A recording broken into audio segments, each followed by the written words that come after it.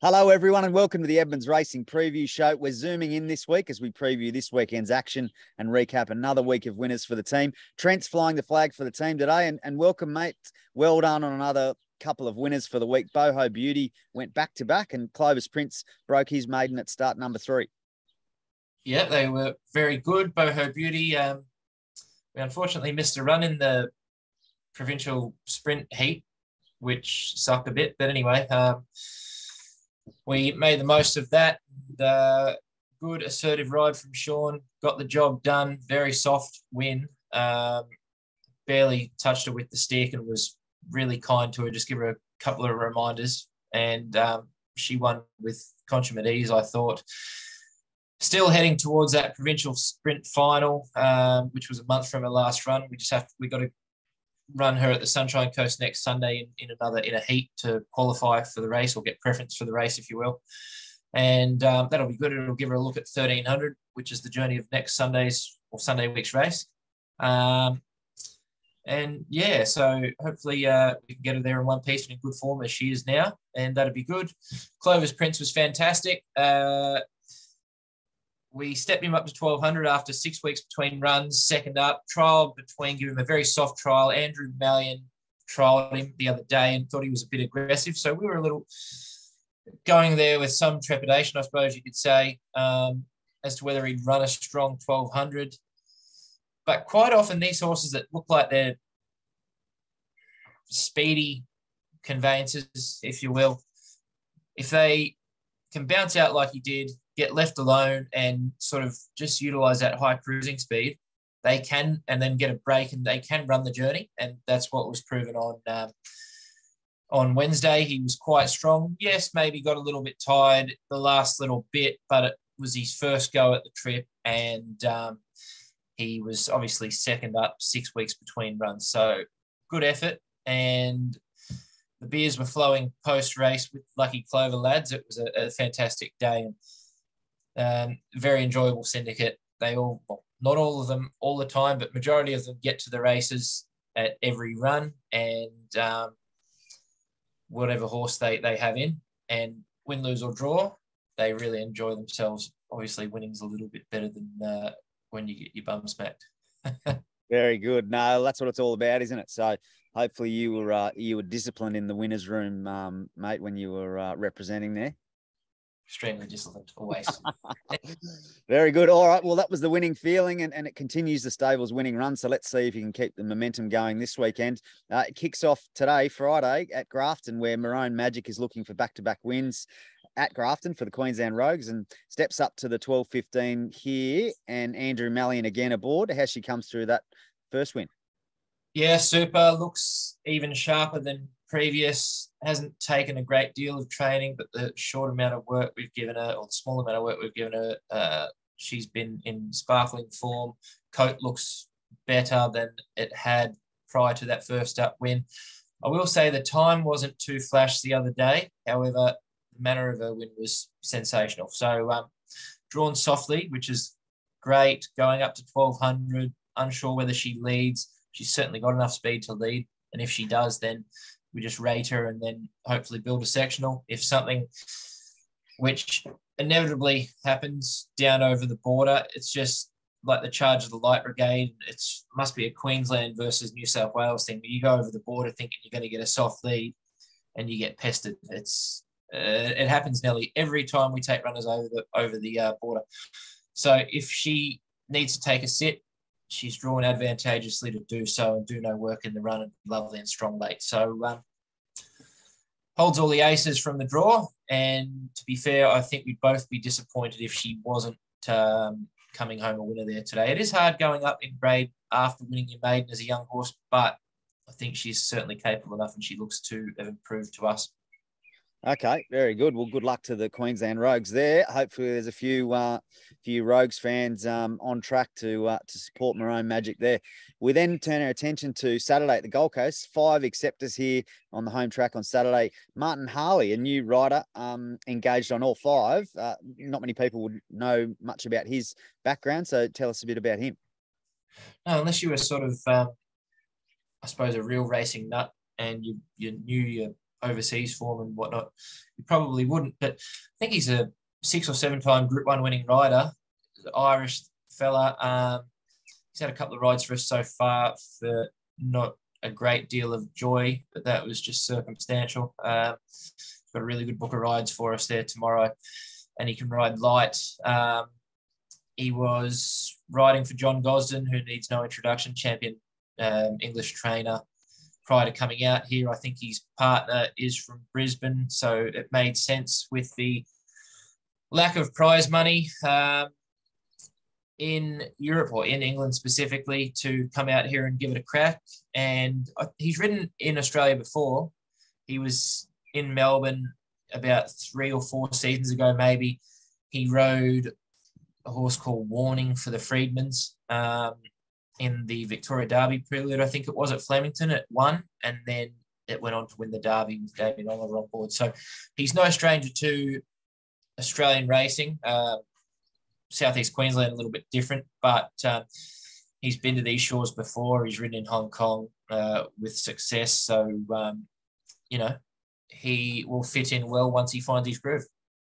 Very good. Well, yeah, good luck to Martin on the weekend. As you said, 5 rides, so a good book of rides to really start to make a fist of it here in Queensland. Let's talk about those runners. Controlled Chaos is the first of those in race 2. Career start number 2 after running home nicely for 3rd on debut, where made up quite a bit of ground. You happy with that run and how the horse is coming along?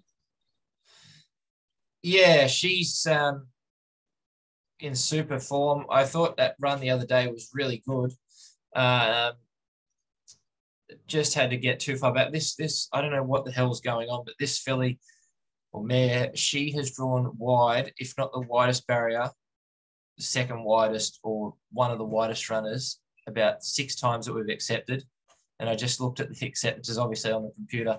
Email came through with Moreland acceptances for Tuesday, and she's drawn 13 again. So I honestly have no idea what goes on there. But anyway, she'll be second half of the field again from that wide barrier, and it's just a matter of whether we take her across the road again or we go to Moreland, unsure as of yet.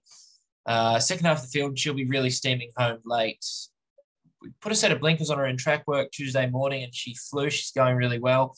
We left them off, just a veteran of 1 start. We thought we'd just leave them off and run her without them again before we sort of reach for them too quick. She's in good form, but a couple of negatives. The barrier, so we're going to have to go back, and going back to 1100, which is not something that we usually do. Yeah, sure.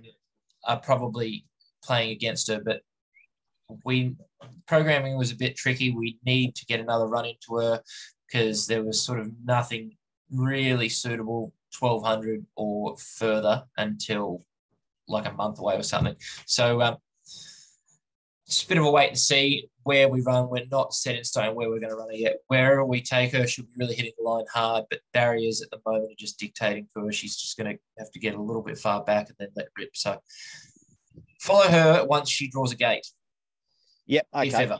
Yeah, fair enough. She just needs a bit of luck from the barrier god. So, all right, well, let's move on to the next runner, Pretty As, who's entered for the maiden handicap, which would be start number 3. Also drawn wide, barrier 9 here. She lost the rider last start, Lani Allen, but her first run at the track and trip was good. Yeah, it was. And I thought she was primed to run a huge race the other day, back to the 900. Not quite sure what went on. I think she was very fresh, and she must have taken fright at something because she put her head in the air and then veered slightly inwards, and that was enough to do the damage that it done. Anyway, thankfully, Lani was fine, and then she rode for the remainder of the day. So that was the most important thing, and the horse came through unscathed as well. Very similar to Maroon Magic, light, small filly that doesn't take a great deal of work, and she's drawn a little bit tricky, but got the speed to negate that.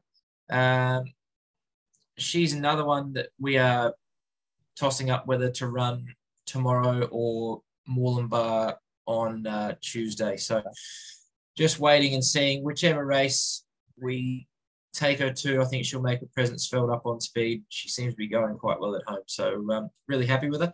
Hopefully a trouble-free run this week. Okay, we'll keep an eye on scratchings with her as well. We then move over to debut winner Storm the Fortress, who's chasing back-to-back wins in the Q-3 old benchmark 65 handicap over the 1200, and same track and trip as his last start win. Yeah, really happy with this bloke.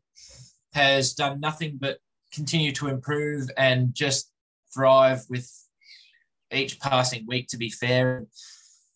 I think we made mention of the fact that his work has always been sharp and been that of what we think is a nice horse. His trial's just been disgraceful. So anyway, he got through that, won first up with good authority. He was never in doubt, enjoyed a beautiful run on speed, just behind the speed, I should say, and peeled out, won as he likes. So a horse with a future. Want to see him do it again. I think he's found a really lovely race for him. Small field, barrier 6 of 7, I think it is.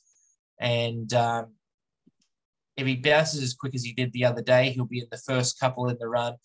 Conserve energy and trouble-free run to the post. I think he can get the cash again. Helen Page's horse, the top weight, ran a blinder over 900 metres first up on Melbourne Cup Day against Deep Mystique. So the form sort of ties in a little bit there, and it would have improved with the run as well. And it's probably the main danger, but bullish about this bloke. He's continued to improve, and if he brings his track work to the races, I'd be disappointed if he was getting beaten. He's going super. Okay, fair bit of confidence around him. A little teaser for the best bet, maybe.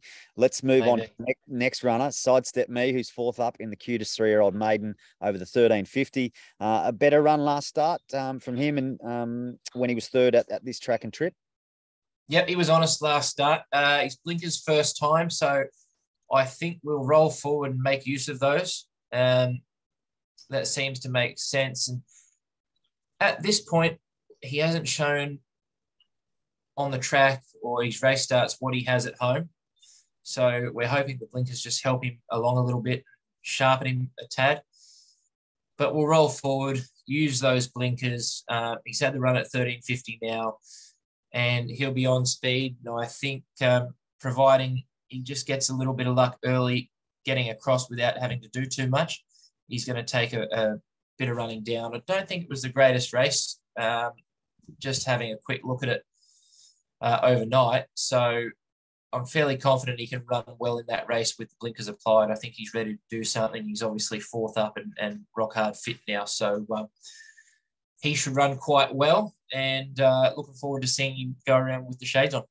Okay, very good. Blinkers could be the key there. And then the final runner, the consistent dark horse who steps up to the 1300 in the Class 2 handicap. Hasn't been out of the money in 4 runs this prep, so he's been a good money spinner for connections. And how's he faring heading into this? Yeah, I think he was just okay last start behind Boho Beauty. Looks like we're going to get another hard track here again. So whether or not that is a concern or not too sure. I think he's better with his toe in the ground, but I think he goes on sort of anything. So up to 1300 is interesting. It'll be his first go at the journey. And it seems to me as though he's looking for it. He's coming off the bridle really quick in his races, and then he's really coming in late, coming at them hard. And hopefully just up 200 metres in trip, we don't see that. He'll be on speed from that soft barrier. I think Kingscote, the top weight, probably leads. We'll be second in the run, not far off them and ready to pounce at the right time. He looks great. He's going well. Just needs things to go right and for him to stretch out on what looks to me as though it's going to be a bit of a firm track, but very good each way chance. Okay, good each way chance for him, which brings us to best bets time. Can the winning run continue? You've got the 6 runners over the course of Grafton and the Gold Coast. I think we know what you're going for. You want me to throw a curveball? Hang on. No, Storm the Fortress. I just he's been unassuming, but he has really jumped out of the ground lately. So he will do me. Okay, Storm the Fortress, Gold Coast race 4, number 3. Hopefully that can get Martin Harley his first winner in Queensland. and the Aussies in the final of the World Cup. Yeah, you got a tip there, or? Yeah, the Aussies, of course, Yeah. the Kangaroos. Yeah, They'll win. They'll beat the Samoans by about 20 on the weekend. Okay, margin even 20. And that'll do. Very good. All right. Well, hopefully the winning run continues, and have a great weekend. Best luck, everyone. Cheers.